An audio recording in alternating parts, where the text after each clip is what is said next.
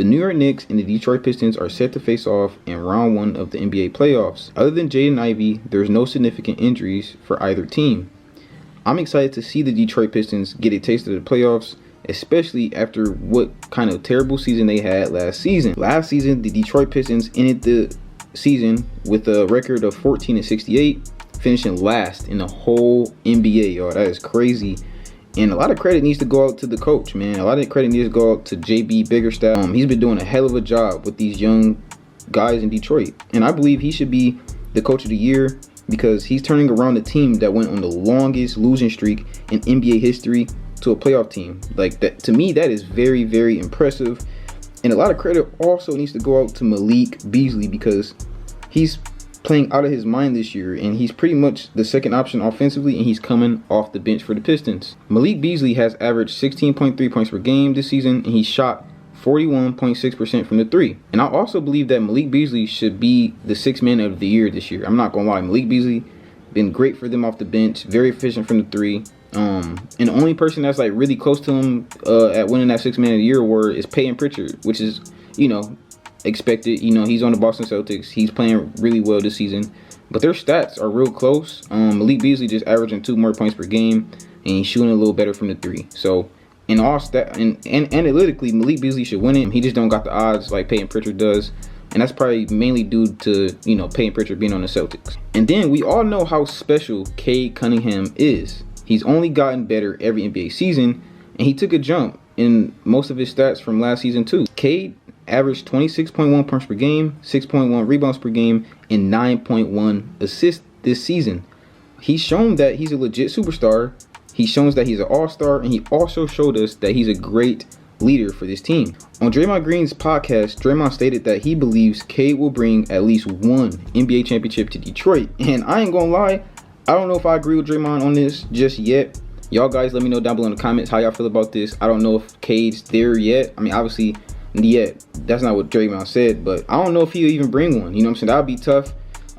They just turned this thing around, so it's kind of too soon to say stuff like that, but he has all the tools. On the other side, the Knicks are loaded offensively, with the team mostly being healthy now.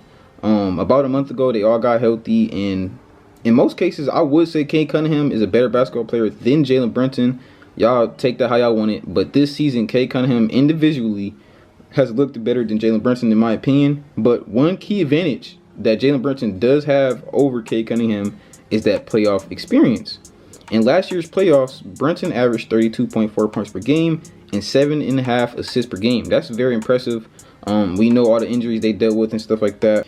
I believe if it wasn't for all those injuries that they suffered in that Pacers series, like, they would have made it to the Eastern Conference Finals, and they would have put up a way better fight than what the Pacers did. The Pacers did get swept by the Boston Celtics. Well, they got swept. The Boston Celtics did sweep the Pacers.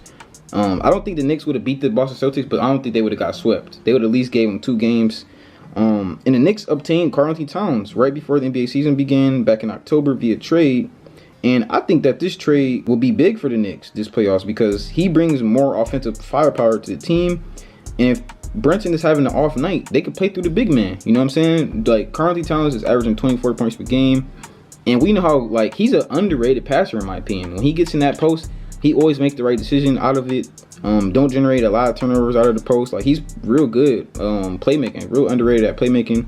He's a monster on the boards. He's been looking great ever since he's came to New York. Like, he came to New York with that chip. Like, he didn't want to get traded from Minnesota. So, like, I'm seeing a little bit of that, like, aggressiveness in Cat when he played. Like, I'm like, okay, like, Cat coming different this season. You know what I'm saying? Like, and having Cat as their second option behind Jalen Brunson, that's just a great fit in my opinion. That pick and roll, that pick and pop is going to be very dangerous and very vital for the Knicks. But I just don't think the Pistons has enough firepower to deal with just those two alone. Like, Brunson and Karl-Anthony Towns is going to average close to 50 points per game just together. And I don't think the Pistons have 2 players that can do that in the playoffs. I don't know how well Malik Beasley will play in the playoffs. That'll be a whole different stratosphere, whole different. And like I said, this is Cade Cunningham's first playoffs. And his first playoff game will be in New York, in Madison Square Garden. That arena is going to be jumping. That arena is not going to be quiet, and that arena is not going to take it easy on the Pistons. So whenever they get to the free throw line, they will be booed. Like, the Knicks fans are Knicks fans. You know what I'm saying? They're going to have a lot of they're gonna be loud. You know what I'm saying? The Knicks is gonna be loud. So Cade Cunningham and the Pistons need to get prepared for that. And I think this series is gonna be like very, very entertaining. I'm not gonna lie. Both these teams are, you know, gritty. Both these teams hustle a lot. Both these teams got pretty good defense. A lot of people, I've been seeing a lot of people saying that the Pistons got better defense. I agree, but the Knicks has a better offense, and I agree with that too. So it's gonna really just, it's gonna tell a tale of who's the better point guard in Cade and Jalen Brunson. But it's also going to come up to the defense. The Detroit Pistons don't have a lot of defenders where I look at it and be like, okay, that guy can lock somebody up. They're just good as a team defensively. They do have the Thompson twin. He's a great defender. He's the only defender on the Pistons that I could say they could put him on anybody on the Knicks, and he could probably shut him down for a game or two. So if they put him on Brunson is bound to have at least a bad game or two because he's a great defender, long arms, athletic. It's just crazy how athletic the twins are, man. I'm not gonna lie. But one thing I do like about the New York Knicks is that they got two primary defenders that they can put on the Knicks' best offensive guys.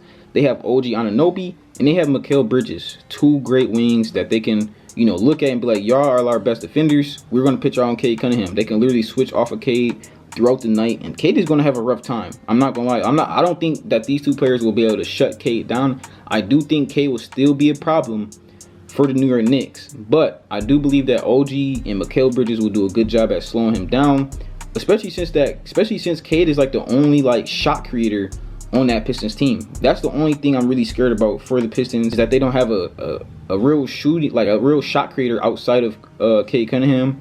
That's why I kind of did like the addition of Dennis Schroeder over the trade deadline, another guy that can kind of get the ball and play make. But I don't look at Schroeder as like a shot creator. I mean, at times he can get hot, but I don't look at him as an elite shot creator that, you know, in the playoffs, I don't think he'll be that elite of a shot creator. But he will be great for them, you know, handling the ball off the bench. I do like the pickup of Dennis Schroeder. He added more scrappiness to this team. I think he fits Detroit's culture. He's a great vet to have, along with Malik Beasley, along with Tobias Harris. So I actually do have a lot of hope in this Detroit Pistons team. I would love to see this Pistons team take the Knicks to 6 or 7 games. That'll be very, very impressive, and I think that's probably the best they can do this year. I'm not gonna lie. I think that's the best that the Pistons can possibly do, is win 2 or 3 games this first round. I don't think they're beating the Knicks. If they was to beat the New York Knicks in the first round of the playoffs, that's a very disappointing playoffs for the Knicks. But like I said, man, the Pistons ain't gonna take it easy on the Knicks. They're gonna be, you know, scrappy. They're a little younger, you know what I'm saying? They run a lot, you know, they're scrappy. They got shooters like Tim Hardaway now. They got shooters like Malik Beasley that can get hot. The game I went to when they played against the Cavs, Tim Hardaway had 32 on the Cavs and they won. So it's like, you know what I'm saying? If the shooters get hot, you know what I'm saying, you can win easily. You can win the game. If Malik Beasley and Tim Hardaway get hot from the 3, they can win the game. And we know how special a playmaker Cade is. So he's very good at getting his shooters involved right away. And like I said before in the video, Malik Beasley is pretty much like their second option. He just do so good, you know, moving around them screens off the ball and just popping them threes, man. I'm telling you. So they better not let Beasley get hot from the 3. I still do got the Knicks winning this series in 6 games.